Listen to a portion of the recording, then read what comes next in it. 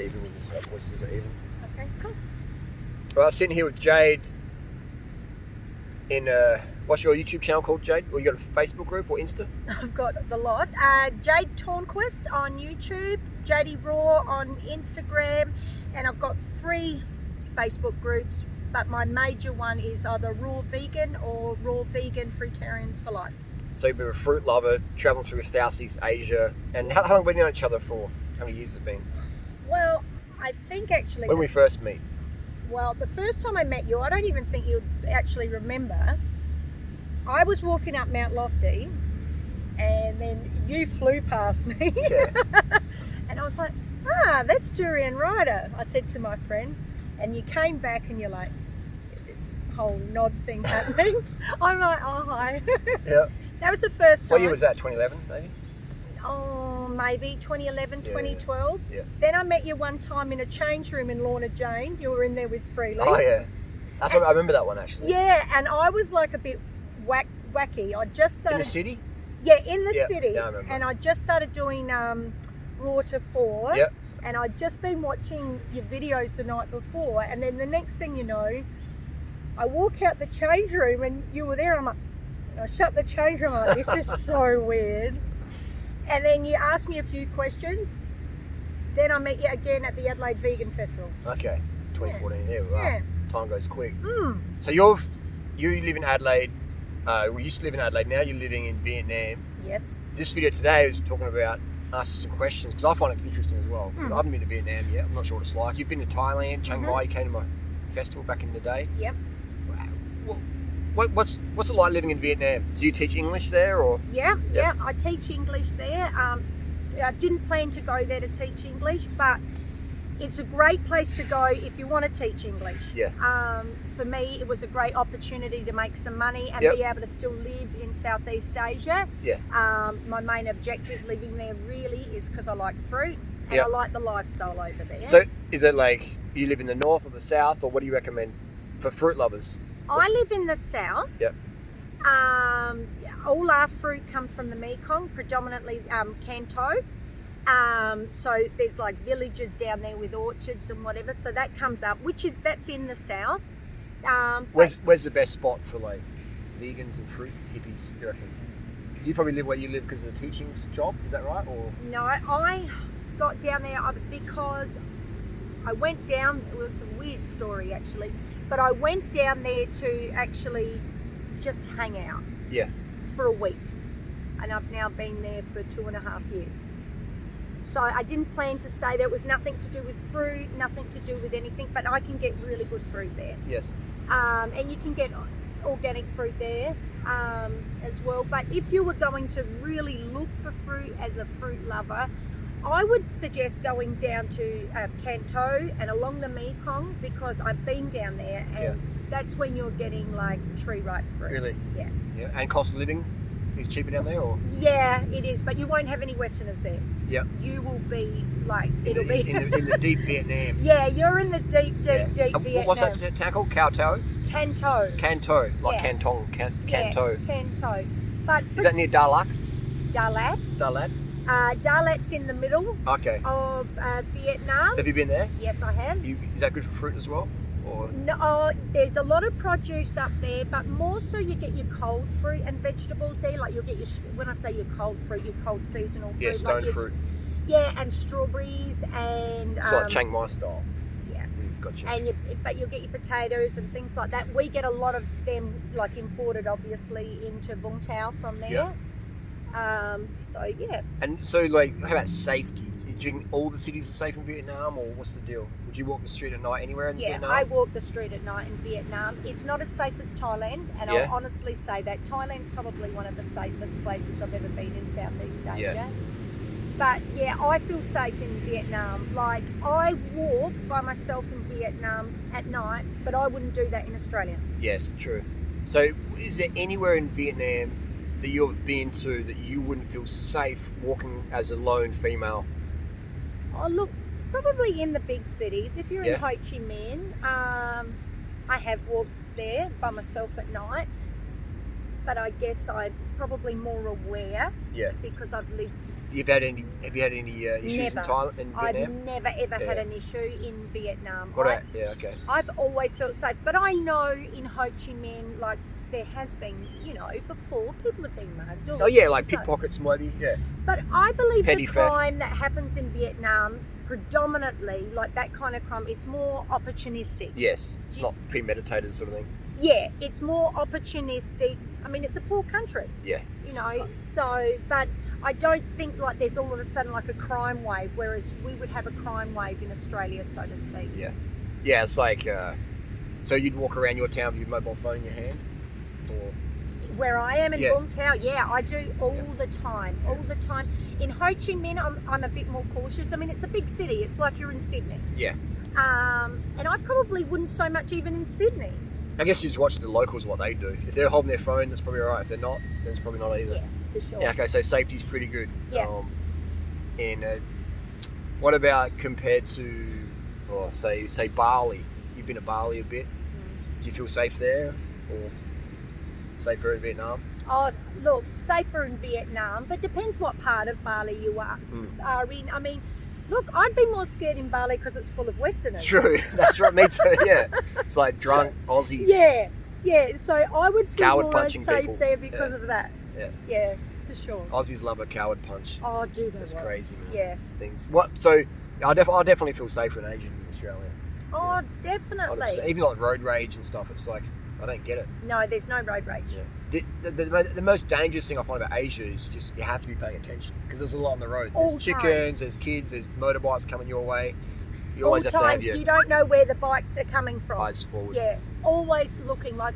I ride a motorbike over there, which I swore I would never do in my life. Yeah. I'm always, my eyes are darting everywhere at all times, and I ride a push bike there too, and I'm always looking. But I still feel safer on a push bike than I would in Australia. Yeah, because people are looking out for you over there. And I would not ride a motorbike in Australia. No. No way, no. No way. That's motorbike is like, I even ride an e-bike and it's like, that was like 40k an hour. That's all I do. Yeah, and even then people like, they pull out on you because they're not expecting a bicycle to travel so fast. Yeah, of course. That's only 40k an hour, do that also on a normal bike. But, okay, so cost of living in Vietnam is that you've been in Thailand and Bali. Let's say that, let's say you're a billionaire. Mm-hmm. Well, no, let's flip it around. Let's say you're like, living on the street. Mm-hmm. Like, you're the lowest budget. Mm-hmm. Where would you live in Southeast Asia? You think where's the cheapest? Vietnam is the cheapest. Wow. And I've lived in Cambodia. I've lived in Thailand. And this is valuable information. And I've lived in Vietnam. I mean, I've visited Philippines and I've I've been that's right right. through. You're in Manila. Yep, and I've been to Laos. I've been right through Southeast Asia. Vietnam is very cheap. Wow. It's still very cheap. The fruit's cheap. Your cost of living's cheap. Yes, we have Western style places. I get asked that a lot. I don't know what people expect, that I'm living in a teepee, or I don't know what they think. I don't know, people's imagination. Maybe you can do a video of like the town and I can link it down below. I've got a video on where I live in Vung Tau, so you can see where I live. I live on the beachfront. Wow. And that's right, you do too. I pay about 540 Australian, not American, dollars a month. Yep.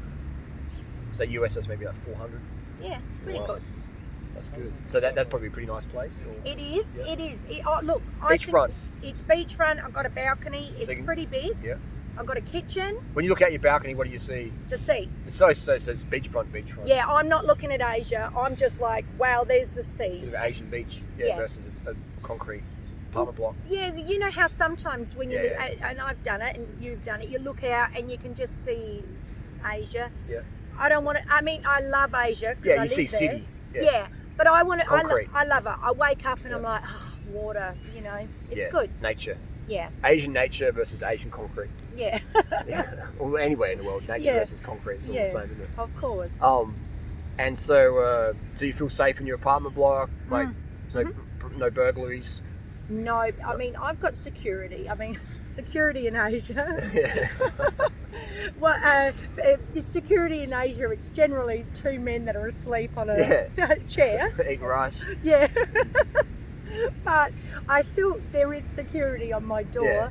Yeah. We put padlocks on our gates. Yeah. So we have a door and then we have like a padlock, Yeah. like a big gate, Yeah. and padlock on it. So there's always a padlock on my gate when I leave. Yeah. Nobody can get into my apartment. Even though padlocks are really easy to break into. Don't say that. No, I'll worry. But they are. You get Yeah. 2 spanners and pop them open. Yeah. But in Australia, you'd have to have a deadlock and all that stuff typically. Yeah, sure. Yeah, so I agree, like security in Asia, we laugh at it, not being like condescending, but it's like, just because it is so much safer over there, like, I didn't know why they have security a lot of the time because they don't even need it. But it's like almost like a token security, even though I don't have any hassles there. So it's like security in Australia generally, or the US, you got a gun, you know, like a taser. But in Vietnam or Thailand, it's just like maybe got a few kickboxer dudes or their cousins just hanging out, chilling, and so it just creates a bit more of a community vibe. But in terms of needing security, yeah, it's pretty good over there. It's very good over there. And air quality. You know, in Thailand right now, it's got a lot of air pollution going on. They have air pollution. I mean, 'Cause I look on the WQ, do you know that website, WAQI index, and it seems pretty good in Vietnam on the beach there. it's where I am. I'm not in Ho Chi Minh. I'm 2 hours out. South and, or like, oh no, God, north. Don't ask me geography. Yeah, please. you're east. Yeah, okay. I'll East, go with East him. Vietnam, yeah. Yeah. On the beach. But well, look at the population difference. In Ho Chi Minh, there's 10 million people. Where I live, there's 250,000. Yeah, wow. So there's a bit of difference. So you can imagine where I'm staying is small, so smaller than Chiang Mai. Yes. So it's a smaller place. I mean, look, you're going to get your pollution because they've got so many motorcycles. Yeah. But I think it's a lot better than if you're in the big cities like Ho Chi Minh or Bangkok or somewhere like that, or Beijing. True. Because it's got a bit of airflow from the beach. Mm. And how about cost of living in terms of like, what's the cheapest rental you get in that place, you reckon? Oh, I reckon. Like Thailand, like $50 a month, Yeah. a little shanty. Look, you could get something for $50 a month easily. Easy, Look, yeah. it depends on your standard of living. What you want, yeah. And what you can afford. Yeah. And what you're after. I know a guy. Can I mention his name? Anyone. Yeah. His name's Austin. Yeah, Raw Bliss. Raw Bliss. We love our Raw Bliss. Yeah. Oh, good. Because Good I like Austin too. Yeah. And he's just moved over there, and he lives on the smell of an oily rag. Yeah. He would be living there a lot cheaper than me, so you can do it. Obviously, you know, we have if I had to live there cheaper, I would too. Yeah. You know, it's just you live at the standard you can afford. Yeah, it's true. Like, yeah. And you can really enjoy yourself over there. It's a good way to live. Yeah. Like your food, like I tell people, I get messaged a lot, and they ask me, "Oh, how much for food?" And I'm like, "Well, what do you want to eat?" Yeah, kilo of bananas. How much is that? $1 kilo? Yeah, about $1. Yep. But yeah, so it depends what you want to eat. I mean, if you want to eat like the Ritz, it's going to be more expensive. If you want to eat Western food, it's going to be more expensive. True. If you want rice, noodles, vegetables, and fruit, it's $1 a kilo pretty much. Same anywhere in the world, I find. Yeah. So if you're going to eat like the Asians and like a fruitarian, you eat fruit over there, the seasonal fruit that you can get. Obviously not the imported fruit. Yeah. You can eat there really cheaply. Does it taste good, the fruit there, typically, or Look. better? How's it compared to Thai fruit? Well, I think their mangoes are better Where? in Vietnam. Really? Yes. That's a big call. Yes. I'm going to have to go check it out. And their papayas. Wow. They're better. Wow. And Austin will back me up on the papayas on that. And they've got really good dragon fruit. I love their dragon fruit. Yeah. Look. Durian? Or is it Thai durian? They do get a lot of imported Thai durian, but they do have their own too. I haven't had a problem with their durian. I'm not a connoisseur like you. Sugarcane juice? Can you get that? Oh my God, yes. Yeah. I can for like $2 get a litre of sugarcane juice. Yeah, wow. And maybe even less, depends where I go. Like that's in like the heart of the city. If I'm out, like if you're riding your bike and whatever, you'd get it even cheaper because you'd be out in Wook. Coconuts and stuff? Cheap. It's the same Thailand style. Cheaper. Yeah. I mean, except if you're out, like when you go to Rayon and places like that, obviously you're cheaper. Yeah. Again, we've got an ant. Yeah. But if you go into like Chiang Mai or something like that, obviously it's up more because they've got more tourists. Yeah. And what about for the vegans, the vegan food? No, I like a vegan restaurant. Is there much vegan stuff there or not really? There is now. Is it Buddhists or? Yep. Or is it Western vegan? You can get Western vegan in like Ho Chi Minh and Hanoi or Hoi An or even Đà Lạt. You can a little bit because they're more tourist areas. Where I am, it's not a tourist area, although there's expats living there. But you can get vegan food, Yep. like way more than when I first came. Really? So they used to just have like the little, I call them like the tin shed sort of, do you know what I mean? Yep. And you call it chay food. And so you... What does chay food mean? Vegan. Okay, yeah. Yeah. It's like jay. Yeah, like jay in wow. Thailand. So, you know, like the tin sheds they have in Thailand, and you sort of, it's already cooked, and you, right. So they used to just have that, and you pay like $1 and you can pile your plate up and you can eat. So you can eat cheap. But then they've started now getting some good restaurants, you know, so like the Westerners sort of go, oh, okay. Bit of a mix, yeah. Yeah, and they've like, they've had one really fancy one built. Yeah. And when I say fancy because you know what it's like in Asia. Yeah. All of a sudden something really sort of nice is built and you're like, oh, that's fancy. Yes. You know, so it's sort of, it's really nice. And you can get lots of stuff there. And I mean, I sound excited, but we did sort of get excited when the vegan stuff came out. And then, what's pushing that social media, you think, or what? Or I think because there's more... Westerners? No, more Vietnamese from Saigon with money are moving down there. So they want that. So like a weight loss sort of vibe, like a health? Yeah, they are. They're very much into their health, the Vietnamese. Like you get up at 5 a.m, there's Vietnamese walking and riding their bikes everywhere. More than Thailand, you think? Oh yeah, they're very, very much into their health. Wow. Because the Thais like to get up about 10 in the morning and Yeah. stay up later. Yeah. Whereas the Vietnamese get up early, the whole town closes at 11 till 2 o'clock, except the restaurants. Really? Yeah, they have a sleep. French style. Yeah. So they sleep. Spanish style as well, yeah. And then from 2 they stay up till about 11. Then they get up early in the morning again. Wow. Yeah. So the whole town shuts from 11 till 2? Yeah. Is that all over Vietnam? Or? A little bit less in Ho Chi Minh now because it's a big city. Yeah. But yeah, and like to the extent you'll see like even like street walkers, you know, that collect cans and bottles, they'll just drop to the ground and fall asleep at 11 o'clock. It makes more relaxed culture, more relaxed society, get their sleep. Yeah, I guess it's the whole, like when they were on the rice plantations or whatever. Yeah, and because of the heat of the day. I wonder if it's a French influence. I wonder. Possibly. So do they have siestas in France? Yeah, in Spain. I remember bike touring around there and being hungry for food, and it was like, there's nothing open. I'm like, what? It's you like can't Monday. even get food. It's tough. Oh, wow. That was back in 2002, 2001, 2003, but I'm not sure what it's like now, but I remember just going to places and it's not open. Oh, wow, that's really interesting. Yeah. Oh. And I was just like, what's going on? I was hungry and I was just like, it taught me to be more organised. Yeah, you have to be. You have to be organised when there's a siesta. Yeah. That would probably, though, that's a pro and a con, I call it, living in Vietnam, because sometimes you just want to do random things like it's 11 o'clock in the morning, like... Yeah. And you can't do it. Yeah. So that it has, and if you are going there specifically to teach, that's it's a bit annoying because your whole day gets stretched out a bit. So you go to work, you come home, have 3 hours off, go back to work. You know, so your day. Yeah. Interesting. And so how about Wi-Fi? Wi-Fi's good. I wouldn't say it's as good as Thailand. Thailand's good. Wi-Fi. Yeah, Thailand's very, very good Wi-Fi. But I've never had a problem. Like like if I upload a video or something like that, I don't have any problem. I've actually had more problems with Wi-Fi in Australia since I've been here. You got to get Telstra 5G or something now. That's just... Well, that's what my mum's got at her house, and it's not Telstra great. 5G. Yeah. I don't have a broadband at home anymore. It's just my phone. Right. So all off my phone. So I pay $200 Aussie a month, unlimited 5G upload, and I upload like probably get through almost 500 gig a month sometimes. Yeah, well, in my next life, when I've got 200 a month to spend on internet, I'll do that. Yeah, this is my main expense, the internet. What so do you ever test upload speeds at all? You know, speedtest.net. When you get back to Vietnam, I will. I will, just for you. Just let me for know, you. and I'll because update video of that. I'm keen to go to Vietnam now. I'm like, no, you should because you usually go to Thailand coming up. Love Thailand. You should totally do that. Yeah. We could organise something. You know what? You should. Yeah.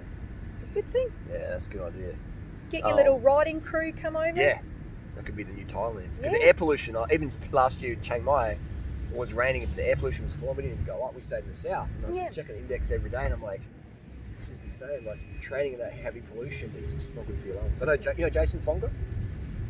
Well, he's a Chiang Mai resident. He's gone south now to Phuket, because air pollution is just so bad this time of year in Chiang Mai. He's a bike rider. Yeah, I he's a gather. bike rider, vegan. Met at Woodstock Fruit Festival a few years back. Oh, okay. So he's into all the fruit. Yeah, and he everything. loves it. I'll He look teaches him up. he teaches English in Chiang Mai. Oh, Jason okay. Fonga. Okay. He's going well on TikTok now, and he's doing TikToks in Thai and English, doing well. Yeah, All right, so that's about it. Yeah. So it's very cheap, it's very safe, it's fruity, it's vegan. Weather, how's the weather? Is it dry heat? Oh my God, Humid? I love the weather in Vietnam. Yeah. I love Vietnam. Mm. Like, seriously, I've been in Australia for 3.5 weeks. All I'm thinking about is I really want Vietnam Why? weather because Why? I love the weather. Yeah. The weather's awesome. I sound like I'm a bit biased to this country, but out of all Southeast Asia, it's not, where I am in Vung Tau, it's not as humid as the rest of Asia. Really? It's like just a nice 28 to 31 every day. Wow. It's beautiful weather. Like, you know, remember that old ad, Queensland, beautiful one day, perfect the next? That's Vung Tau. Jeez. Well, very good. And what's the water like? Can you swim in the water or not? Or Yeah, I swim in the water. waves? No. Well, I Rips? Currents? Safe? it's safe, Yeah. definitely. I mean, look, if you went there, it's a bit of a Because Phuket's pretty dodgy. You get these rips. Just Oh, take no, you no, out. no, no. Not like that where I am. But, I mean, you might think it's unsafe when you get there because the Vietnamese are actually, they're funny. They can't swim. Yeah. So they've got all floaties and Yeah. tyres and they swim in their clothes. Yeah. So they've got like their full, I don't Yeah. know, they look like pyjamas, like their pyjama looking clothes on Yeah. and their big Vietnamese hats and then the floaties and everything. Yeah. So you'd look and think, oh, is it unsafe? But it's not. Yeah. Is the water like go shallow out, or is it like a mud flat style? No, or? you sort of go in and then it's like shallow and then you've got to be careful because sometimes there's a bit of a dip. Yeah. And then you sort of go up and it's a bit shallow again. So it's got like a sandbank. But Gotcha. it quite often has the sandbank there. But no rips, really. Not really. Okay. It's generally with sandbags, you get a bit of a rip. A bit of maybe a bodyboarding wave. Okay. But nothing, no big surf. No. No heavy swells. No. No surf up. No, not probably for the surfers. And compared to Philippines, did you live in Philippines? How long did No, you just I travel didn't. I through? went there for a month. Yeah. Um, It's expensive accommodation, isn't it? oh my God, and you don't get bang for your buck. It's crazy. Yeah, that's what Such poverty with the land is so expensive. Yeah, because the rich are making good money over there and the poor are just getting extremely poor. It's a really unbalanced, beautiful place. Like people are Oh, lovely. the people are gorgeous. People are amazing in the Philippines. So friendly. Very friendly. So I love so Filipino. grateful. Yeah. Yeah, I love Filipino people. Beautiful people, but you don't get bang for your buck. No. Like, I feel I get good bang for my buck where I am. Yeah. And you can look, I can live like a queen there. Yes. And if you want to take that plunge, I get people messaging me all the time. How do I live in Asia? How do I live in Asia? How do I live in Asia? Seriously, Just go there. Just go there. Make sure you have, I mean, you've got to always have a reserve bank if you're living overseas. I mean, some people, if you're young and footloose and fancy free, you've got a mummy and daddy who can bail you out. Yeah. But I don't have that. I mean, I'm a grown up. So, I mean, make sure you've always got to have a I reckon bank. I reckon as a minimum, probably 5,000 for a year. I think at least 5,000. For a year, as a minimum. You can go less than that. Yeah. If you're, really skilled. Or if you've got a credit card, so you've got enough just for an emergency flight Have out. insurance. I think have Yeah. insurance. You have insurance there? Oh, do you want me to be honest? No, I don't. You don't. Okay, but what if you had like a crash your motorbike or something? Or, Yeah, well, I've got money. I can pay Yeah, I can pay for my leg to get fit. Yeah. If I would recommend though people have insurance. I would recommend it too. It just I gets don't even recommend expensive. you get it. Just, you never know. Like I remember, even like Big T having that bicycle crash last year. If you didn't have insurance for that. Yeah. Oh, yeah, and that's what I was telling you. She stayed in the Ritz. Yeah. So I think I do. I didn't have insurance back in the day. Yeah. But after seeing some unfortunate accidents in Asia, especially at my festival, I remember one time Steph, were you there when she ripped her leg open? She hit her iron. But yeah, so I recommend having insurance. I know one of my friends who crashed a motorbike in Chiang Mai. She didn't crash it. She was wearing flip flops and they slipped and the motorbike fell on her foot, busted her ankle up. She had to have surgery, and that was excellent. But she had insurance.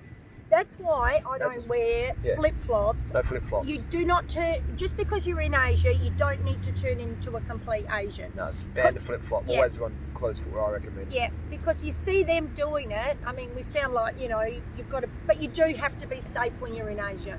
You got to. Footwear is a priority. So if my friend that didn't have flip-flops on, she wouldn't have had the surgery.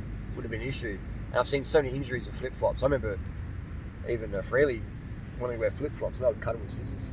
Oh, really? That's how Milson I'm again, because I've seen so many injuries with flip-flops. Well, even like because they're footpaths in the main, they're not the best footpaths. Next thing you know, you stack it, you trip over. I mean, you're not walking down an Australian or an American or Canadian or whatever footpath.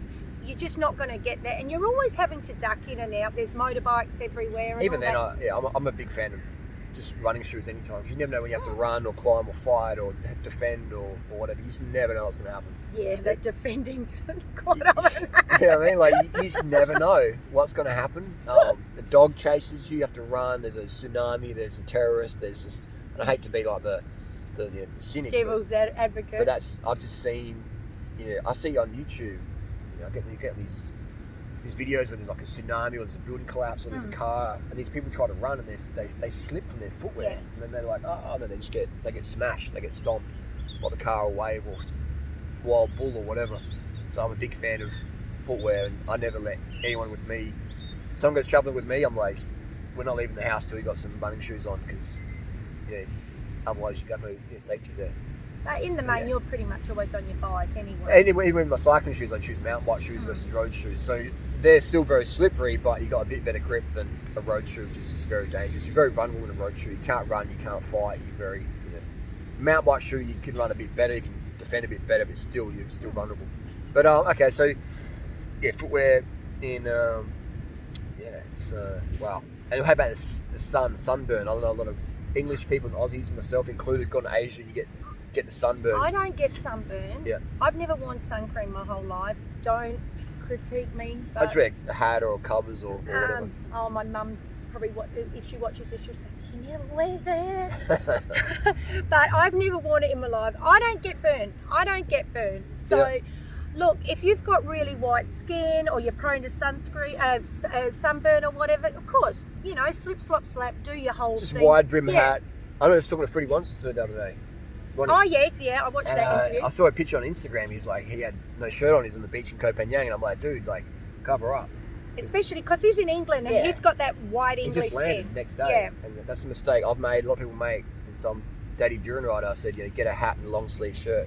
And he did. He's a smart guy. So it's, protect your skin when you're over there. Don't rely on sunscreen, because if you got white skin, it's cover up. Yeah, I mean, in saying that, I'm not a young girl, so I'm not walking around in next to nothing anyway. I've always got my t-shirts or whatever on, so I'm covered up. Cover up. It depends on your skin type as well. Like, if you've got olive skin, a bit different, but I recommend that, I do use sunscreen occasionally if I'm doing a long bike ride and it's really hot, but I still generally take some arm covers, or for the real peak sun, I put like a little mask on. Depends. If I'm racing, then you get too hot, you can't wear sun covers, you got to wear sunscreen. But otherwise, I use material to cover my skin. I think that's about it. Anything else you want to say? Look, if you want to live in Asia, anywhere in Asia, just do it. Just go. Just do it. Wing it. Well, you saw me when I first came over to Asia. I had no idea what I was doing, and you just sort of... Now I'm asking you for advice. Yeah, well, that's it. Anyone can be a teacher just by doing it. Yeah, you just do it. You move over there, take a plunge. If that's what you really want, and you want to have for me, I can have a better quality of life living in Asia than I can here. Yeah. So for me, I took that plunge, and I know a lot of When you say better quality of life, what does that mean? Well, the cost difference. Bingo. It's just the cost difference. That's all. Look, in saying that, Australia is a beautiful country. It is. Adelaide's amazing. And I'm so privileged to be an Australian and living in Asia. I don't forget that for one moment. Yeah. I'm very privileged to be. Pros and cons to Yeah, of course. And Adelaide's a beautiful city. It's a quiet city. We've stayed in the city this morning. It's just beautiful. Yeah. But when it comes on a financial thing, I can save money over there Whereas I can't save that much money Cost here of living. because my cost of living just kills me. Yeah. Like you said, you're paying $200 a month for your internet. I get unlimited internet on my phone in Vietnam, and my phone calls and everything, about $5 a month. Wow. So that's my difference. Yeah, that's amazing. So, so, you know. I would say the upload speeds would be slower. I could be wrong though, that's my assumption. And I'd love to find out. You have to let me know next week. Look, I know in my apartment it's not the greatest, but a friend of mine, he's just moved into another apartment and he said his is 4 times what mine is. I think it's always where you stay. I take the good with the Either way, bad. $5 a month is very affordable. But you can upgrade from there. I mean, you got 200 to play with, so you might say, look, I'll pay 50 a month or whatever. Yeah. You know. It'd be interesting. Yeah, very good. That's very interesting. Just live quality of life, and very good. So work less, eat better. I mean, not that you can't get good food in Australia, but you know how expensive. If I was a full-on fruit head, well, I still am. But if I was like back in the day when I was just eating fruit, I wouldn't live in Australia. You know, you definitely go to Asia. That's why Raw Bliss is over there. Imagine Austin, come to Australia and let us know what you think. You know, that'll be it's always a cold reality when you come to Australia after Asia and you're a fruit head over there. It's just like you come here, it's like, whoa, it's the difference in the bananas. Yeah. That's the biggest difference you notice the most, because it's a thing that you're going to eat anywhere in the world, a banana. And the difference in the bananas, you're like, where's the sugar? Yeah, where's the sugar? Yeah. That's why I add sugar to my fruit in Australia and Thailand, not so much. Yeah. It's an amazing difference. It's a huge difference because they're just so sweet, the bananas. Picked riper. Yeah, throughout Asia. I've never really had bad bananas anywhere in Asia. I mean, you want good bananas, you go to Asia. Where in Asia do you think is the best fruit in general? I would say Thailand as a country in general. I mean, look, unless you're in like Borneo or something like that. I mean, but it's not. I didn't even rate Borneo that much. Right, it's not realistic you have to hunt live for it there long term. Yeah, you have to hunt for the fruit there. I mean, and I'm not going to be a fruit hunter. I mean, I don't look like your average fruitarian that you're seeing hunting for fruit or anything like that. Me either. For me, I like the fruit in Thailand. Yeah. I like the fruit in Vietnam too. So you can Thailand, Vietnam's pretty up there. It's about the same. Okay, look, well, I'm going to go to Vietnam then. I wouldn't sit there and say, look, Thailand's better or Vietnam's better. I want to go there and decide for myself what I like. Yeah. But I will say the papayas are the best in Vietnam out of all. All right, we're getting the cats. We're going to Vietnam. if Adelaide didn't exist, I'd live in Vietnam. Yeah. Oh, I'd live in Asia. Sorry. Yeah, but you do your 6 months on, 6 months off. I'd love Adelaide this time of year. But yeah. Interesting. It's just a whole new way of living, isn't it? It's a whole different reality. And thanks to teaching English or internet incomes, it's sort of opened that up for a lot of people. And it's a lot easier in this day and age too, because you can ring home for cheap. I can speak to my family for free. And see each other's face. Skype, Messenger, FaceTime. Exactly. So you feel like you're seeing your family and everything all the time anyway. Well, it's a smaller place. Yeah, it is. And a lot of your socialisation is online these days anyway. Because we're both 42. You're 77 or 76? I'm 77. Yeah, so me, 77. Yeah. So I'm October. Yeah, I'm August 23rd. Oh, see, he's old. So you're a Sag. No. I'm a Libra. I'm unbalanced. Right. Or balanced, either way.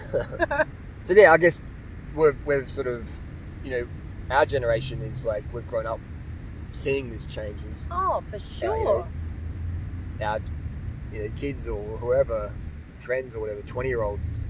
Well, they take it for granted, the internet and stuff like that. You're just born with that sort of thing. But we weren't. We had the old dial-up phones, and I can remember my dad. I mean, oh God, we sound so old. Yeah. But I can remember my dad. He got one of those mobile phones. They were like a big square with a phone, and you'd hold it like a suitcase. Yeah.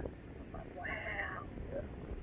So it's good though, because then it's like the young generation can teach us. Like Natasha, I don't know how to use something on my phone. She just like shows me how to do it. Oh yeah, they know exactly what they're doing. The younger generation, that's for sure. And it's great how we can teach them, they can teach us. It's just that like it's very very good. But maybe I need a 21-year-old boyfriend. Well, you got Gabby, your daughter. Yeah. How old's Gabby now? She's 22. 22. Yeah, so it's like that's most of my social media stuff I learned my younger crew. Oh yeah, because they know what they're doing. Yeah. No, it's definitely it's really good to have people like that in our mind group. Well, how many things did I say today? Oh, is that how you do that? Oh. Yeah, it's all learning. Yeah. That's what's important. Like everyone can teach us stuff, and we can teach them stuff. Yeah, for And sure. That's that community feel. Mm. So yeah, very good. Anyway, you got any questions for Jade? Contact her here or down below or on her socials. We'll see you next video. Anything else you want to say, Jade? Nah, no worries. Appreciate having Thanks us on. for having me. Thank you very much.